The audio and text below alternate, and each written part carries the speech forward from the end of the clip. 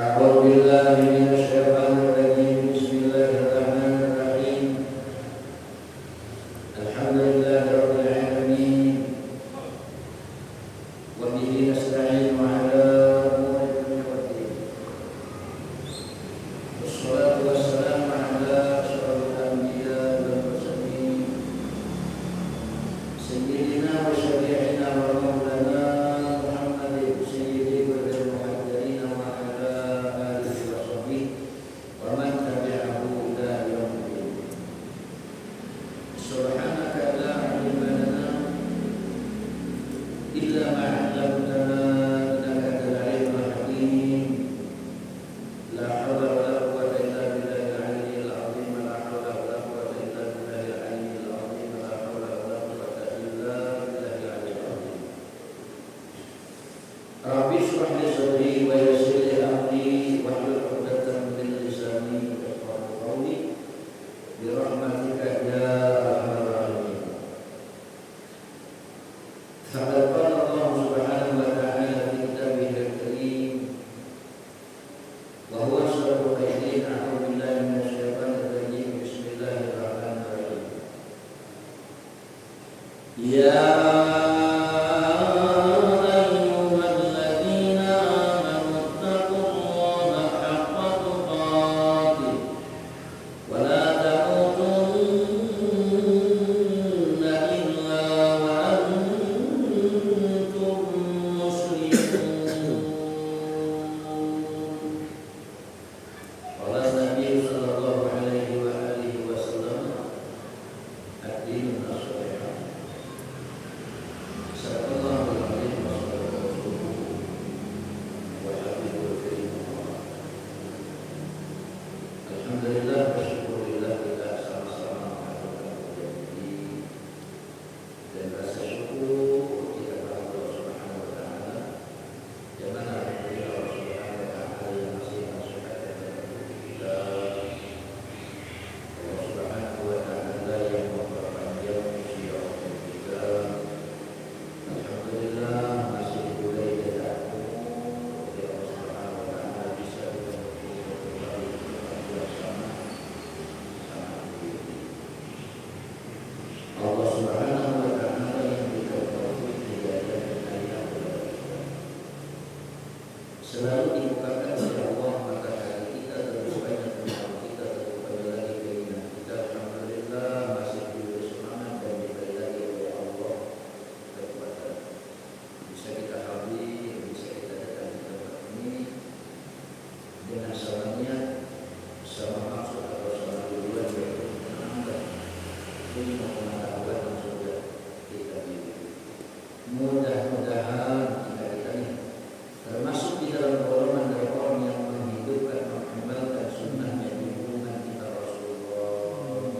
Mudahan kita ini termasuk lagi dalam rombongan dari kelompok yang senantiasa menghidupkan syiar Allah dan Rasulnya. Semoga Allah menilai kita, mudah-mudahan Allah menjaga kita mendapat menggunakan sebagai waktu kita nakawa menjadi sebagai waktu. Mudahan dinilai oleh Allah, mudahan dijaga oleh Allah. Ini sebagai tambahan dari amal ibadah kita. Mudahan lagi amal ibadah kita nanti sebentar di majelis ilmu ini menjadi tambahan bekal bagi kita, menjadi tambahan sama untuk kita, jadi kita pasti akan kembali kembali kepada akhirat untuk menjumpai Allah Subhanahu wa taala. Di samping daripada itu pula mudah-mudahan lagi kita berkumpul yang seperti macam ini kita masuk lagi di dalam jalur yang dipadahkan oleh Rasulullah. Di mana baginda junjungan kita Rasul membikinkan cara kita. Rasul membikinkan jalur kita. Rasul membikinkan amal ibadah kita. Kalau kita ingin yang insya Allah kita ada harapan agar kita menjadi dari orang yang akan dikumpulkan oleh Allah di akhirat nanti dengan Rasulullah. Ada harapan kita menjadi orang yang akan luput di akhirat nanti dengan Rasulullah. Nah, maka di dalam jalur hadis ini Rasul memadahkan sebagai caranya, Rasul memadahkan sebagai jalurnya, Rasul memadahkan sebagai cara amal ibadah.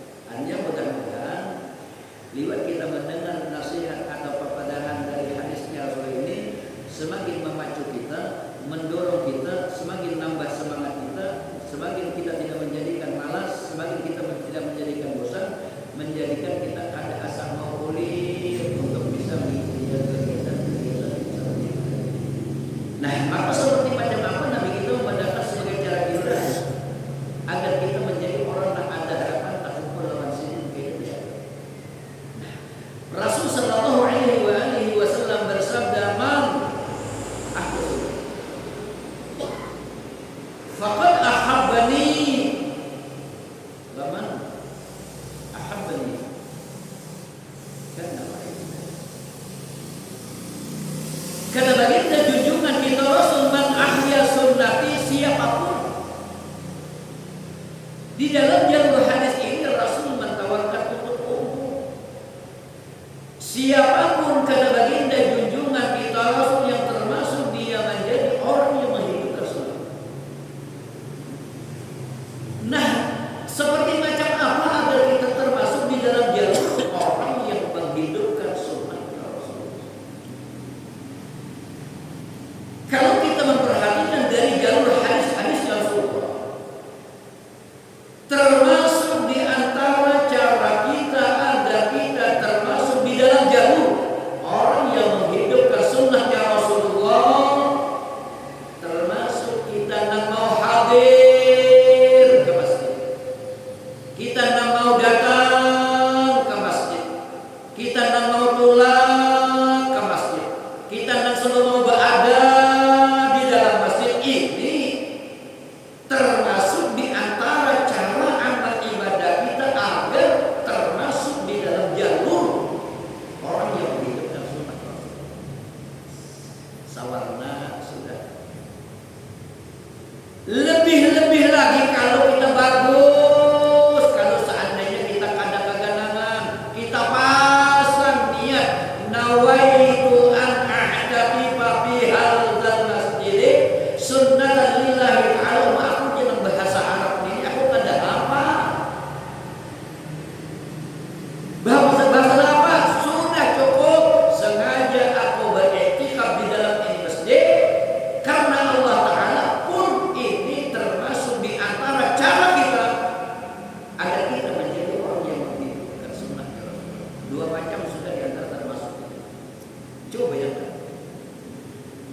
Selain kalau kita perhatikan di dalam hadisnya baginda juga Rasul yang memacu kita, yang mendorong kita, yang membuat kita semangat, yang membuat kita tidak malas, yang membuat kita tidak bosan, dan membuat kita tidak ujub. Bayangkan, selain kita berada di dalam masjid ini merupakan dari setahap dan cara kita menjadi orang yang menghidupkan sunnah Rasul.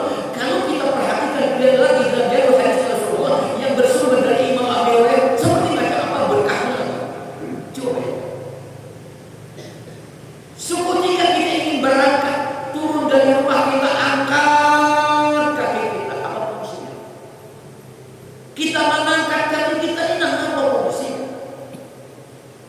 Raf'ud derajat agar seketika kita berada di akhirat, kita menjadi orang yang mulia, kita menjadi orang yang hebat, kita menjadi orang yang beruntung, kita semakin mulia di sisi Allah Subhanahu wa Ta'ala. Seketika kita berangkat kaki kita jajak kanan betis kita ini apa lagi fungsinya?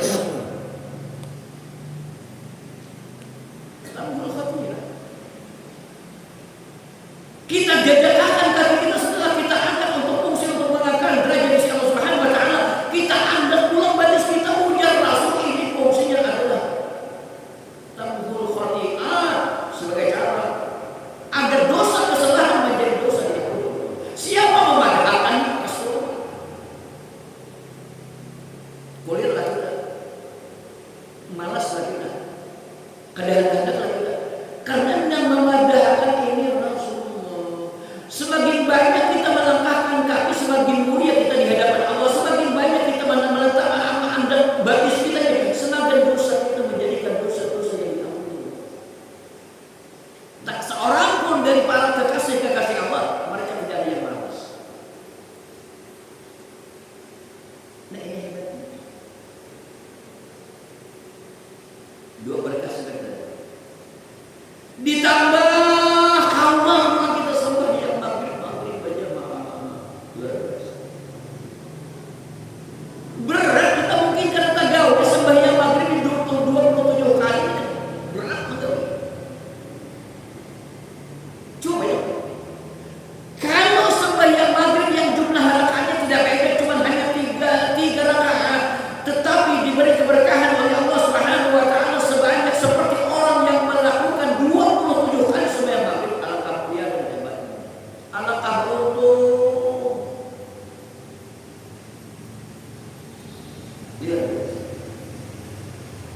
Selain dilakukan sholat berjamaah ini diberikan keberkahan oleh Allah Subhanahu wa taala seperti kita melakukan sholat niat maghrib 27 kali pun ini merupakan dari sebahagian amal ibadah kita, termasuk sholat berjamaah ini adalah merupakan sebahagian amal ibadah kita menghidupkan sunnah. Kalau kita buka lagi dalam jejak jalur hadis-hadis lagi yang semakin mendorong kita, memacu kita, membuat kita tidak malas, membuat kita tidak bosan, membuat kita kada kulir, pun ini merupakan dari sebahagian hadirnya kita ke masjid, sholatnya kita berjamaah. Dua jalur amal ibadah ini termasuk di antara amal ibadah kita mengikuti jejak Rasulullah. Imam Auza'i terang karena Rasulullah sallallahu alaihi wasallam was-sahabah wa tabi'in was-salihun imarat al-masjid wa luzum al-jamaah. Ujar Imam Auza'i, terjadilah Rasulullah itu,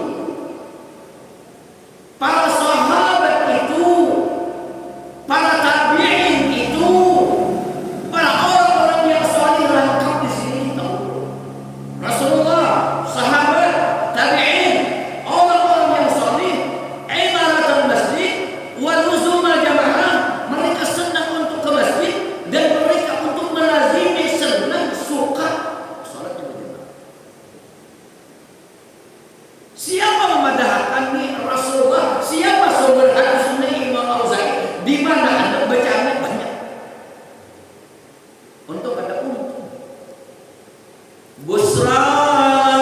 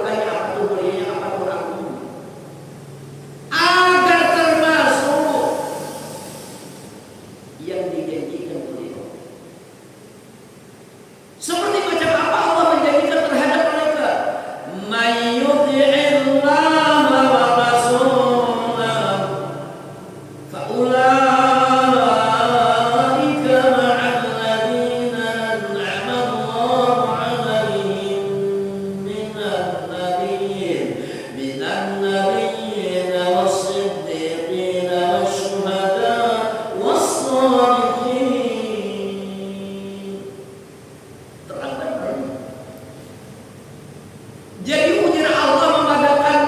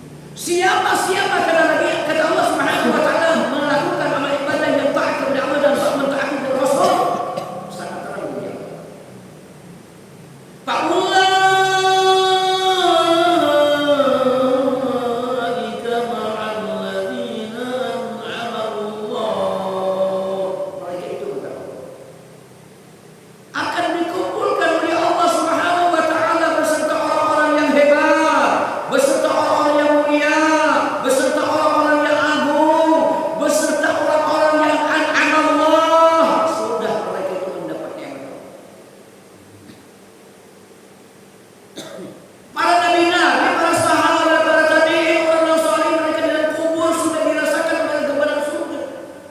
Makanya kalimat bentuk kalimatnya dengan bentuk kalimat fi'il madhi, bukan kalimat fi'il mudhari. Artinya bukan hanya mereka itu berada di alam nanti, berada di alam akhirat baru mendapat nikmat Allah, tidak.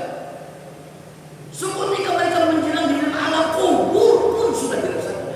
Berada di alam barzah, Rasulullah, para nabi-nabi, para sahabat, para tabi'in, dan orang-orang yang soleh, mereka sudah dirasakan oleh Allah Subhanahu wa taala gambaran surga. Siapa yang memadahkan nih Allah makanya bentuk kalimat al-amal fi'il madhi. Artinya mereka sudah merasakan kenikmatan surga. Makanya ditambah lagi dengan keterangan dari Rasulullah, al-qabru rawdatun min riyadil jannah. Ada orang yang berada di dalam kubur, mereka sudah dirasakan oleh Allah Subhanahu wa taala bagaikan berada di dalam surga. Nah, ini membuat kita senang. Ini membuat kita suka. Ini membuat kita semangat. Ini membuat kita kada kuil. Ini membuat kita karena kalau kita masuk di dalam jalur yang sedikit ini. Siapa yang sudah diberi nikmat oleh Allah minan nabiyyin? Para nabi-nabi. As-siddiqin, para orang yang siddiq.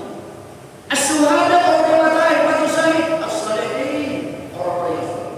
Artinya orang yang ada berisi amal ibadah, yang amal ibadahnya ini mereka termasuk dari golongan orang yang mengikuti firman Allah, yang mentaati kepada Allah, orang yang taat kepada Rasul.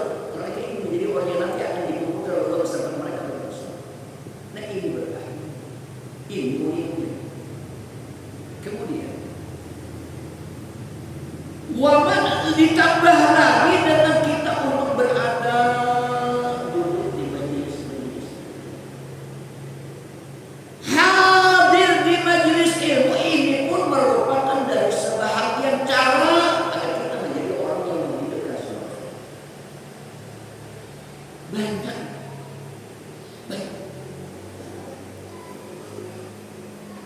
Apa janji Rasul? Waman ahya seperti bapak ahabani, orang yang menghidupkan sunnahku itu jadi kita alamat.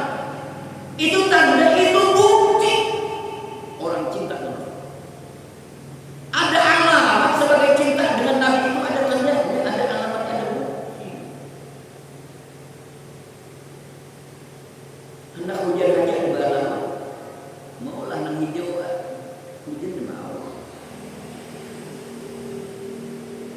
Jadi ujian Nabi itu sebagai alamat, sebagai bukti orang yang cinta dengan Rasul ini menjadi orang yang senang dengan sunnah. Makanya di dalam kitab, baik di dalam kitab Qami al-Qur'an maupun di dalam kitab Asy-Syifa, seperti macam apa Imam Sahal membacakan dari hadis Rasul.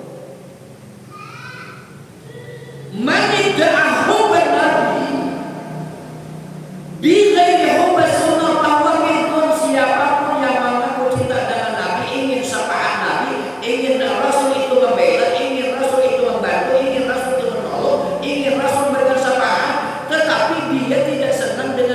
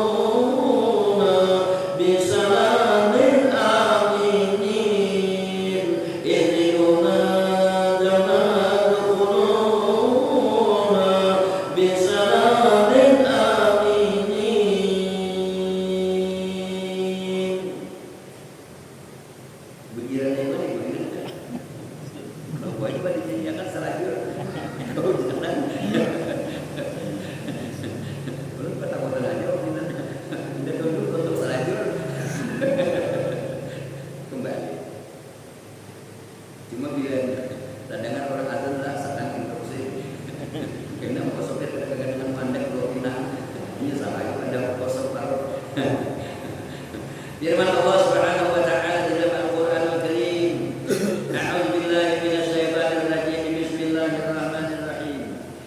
Ya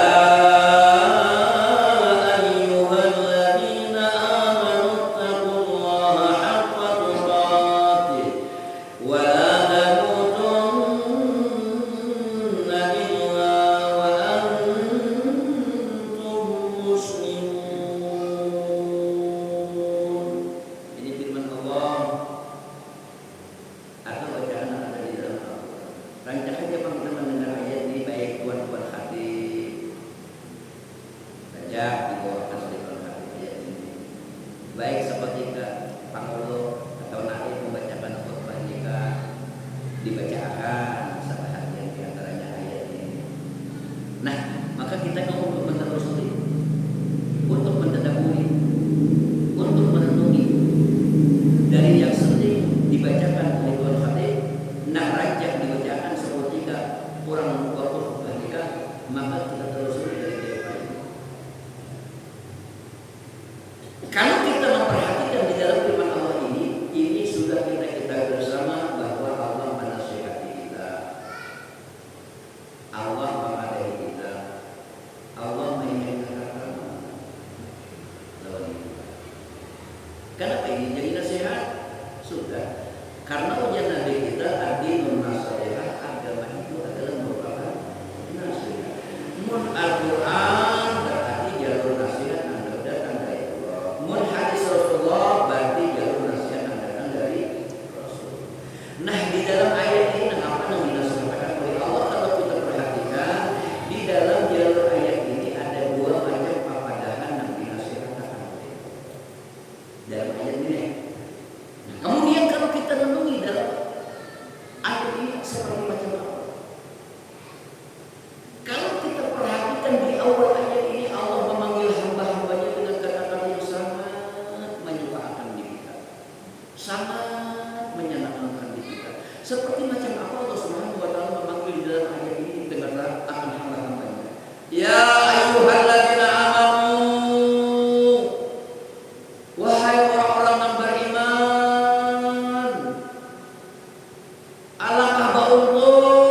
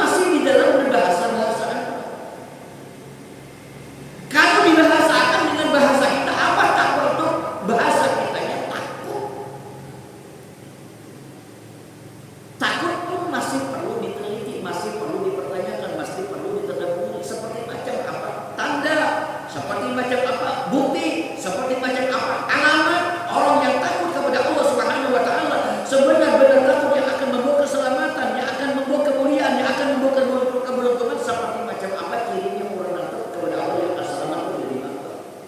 Bukan hanya pemandiran, bukan hanya ngomong, bukan hanya bicara, bahkan anak-anak diulahnya nyanyian lagi. Mendurarit sambil berjalan.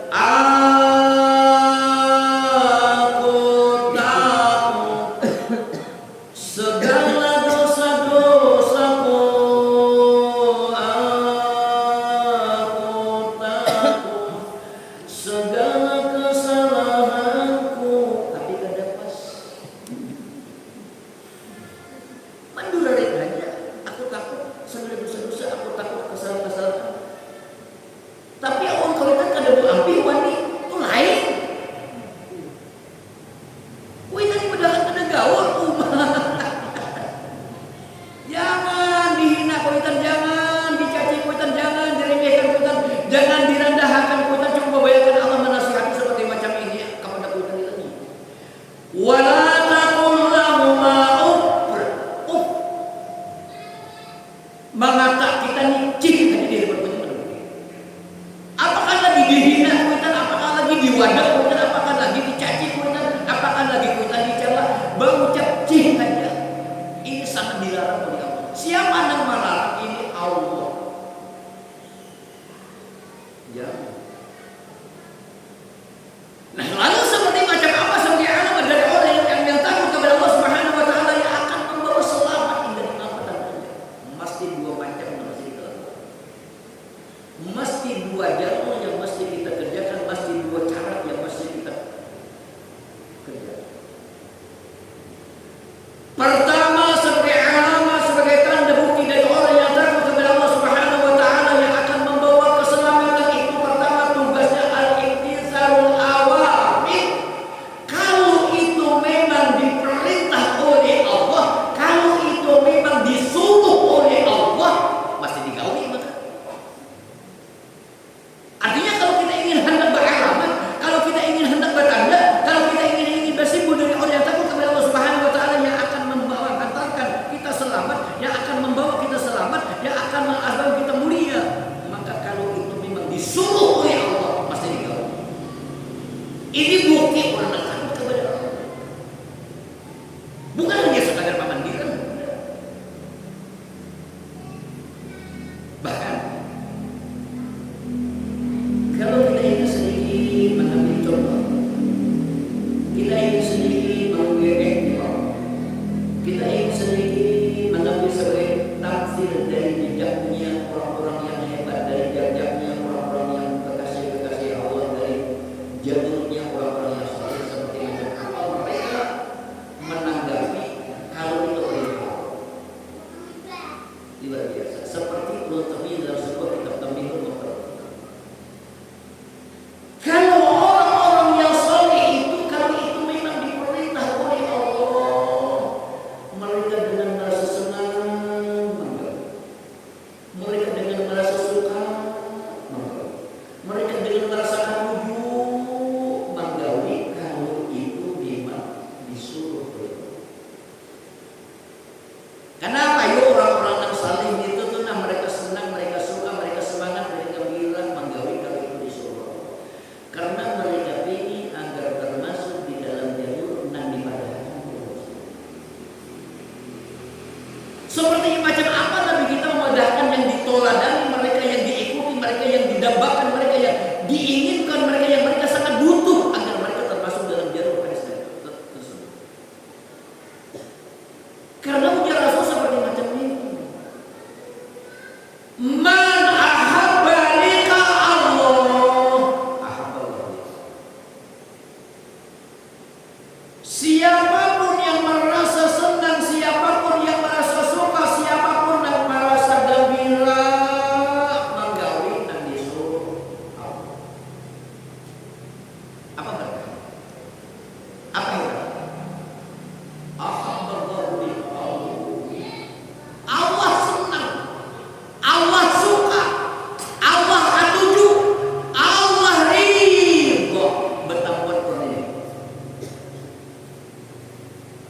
seluruh kita melakukan amal-amal ibadah kita ingin kita mendapat rahmat Allah, kita ingin mendapat ridhonya. Di sini.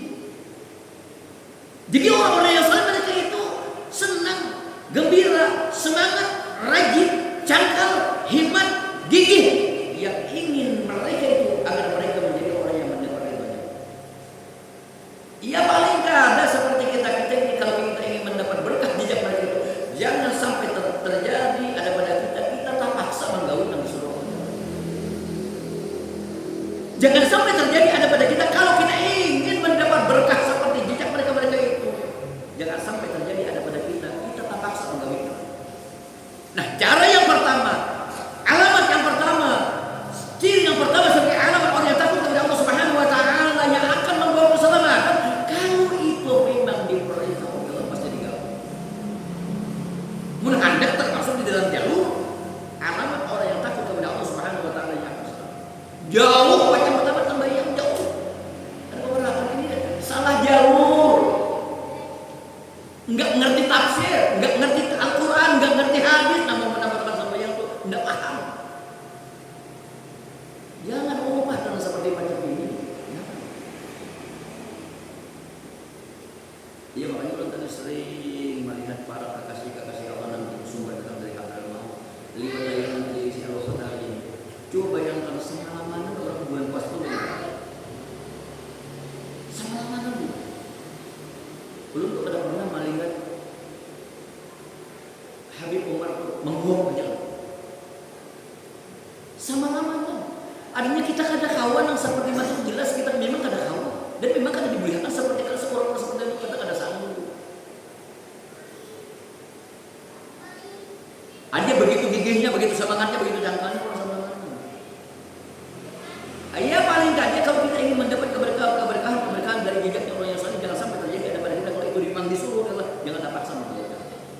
Namun hendak kita menjadi termasuk dari alamat, dari tanda ciri orang yang takut kepada Allah Subhanahu wa taala akan membuka keselamatan di sini sumbernya. Yang kedua apa syaratnya? Wajib tidak mendapat. Tugas yang kedua kalau kita ingin mendambakan agar kita termasuk dari golongan orang yang takut kepada Allah Subhanahu wa taala yang akan membawa selamat, yang akan membawa bahagia, yang akan membawa keberuntungan. Kalau itu memang dilarang oleh Allah, mesti kita tinggalkan. Masih lagi kita mengambil iktibar dari jejaknya orang yang saleh seperti ulun kami tadi dalam satu kitab Tampil karena orang senang mentalahi jejaknya orang-orang yang saleh itu seperti macam ini Pak, jangan orang-orang mendambakan mereka menjadi orang-orang yang dicintai oleh Allah ini jalan orang yang kita kada mari maitihi jejak-jejak orang kita kada tahu jalurnya. Coba bayangkan para orang yang saleh kalau itu memang dilarang Allah, kalau itu memang ditanggapi Allah, kalau itu memang kada dimuliakan Allah, maka bisa ditunjuk kada wajib. Jadi orang-orang yang saleh itu dilarang oleh Allah mereka itu kada wajib. Kenapa ya mereka itu jadi kada wajib menggauli kalau itu memang dilarang oleh Allah? Karena mereka itu sangat kenal efek dampak yang terjadi ada pada larangan. Karena mereka itu sangat minandu benar efek dampak kejadian terjadi pada larangan. Apa itu dampak jelek? Pertama, karena ada pada larangan yang dilarang oleh Allah itulah penyebab gara-gara menjadi dibenci Allah. Karena ada pada larangan yang dilarang oleh Allah itulah penyebab gara-gara dimurkai Allah. Karena ada pada larangan yang dilarang oleh Allah itu penyebabnya siksa Allah. Karena ada pada larangan yang dilarang oleh Allah itulah penyebab gara-gara diazab atau disiksa oleh Allah. Kenapa diazab Allah? Paku gara-garanya kita melanggar, kita menggawe yang ditangati itu aja. Sebagai contoh, kenapa orang Nasrani itu mereka itu menjadi dari orang agama dan disuruh Allah oleh Allah? Coba bayangkan. Mereka itu rajin, mereka itu semangat, mereka itu cakap kenapa? Contoh, kalau seandainya kita tuh menyuruh lawan anak, gasaknya menggawi, cangkalnya menggawi, semangatnya menggawi kayak apa? Kita suka ada? Tentu kita senang. Ini sebagai tamsil. Nah, kalau seandainya kita tuh menyuruh lawan anak, kita terpaksanya menggawi. Indah kulirnya menggawi.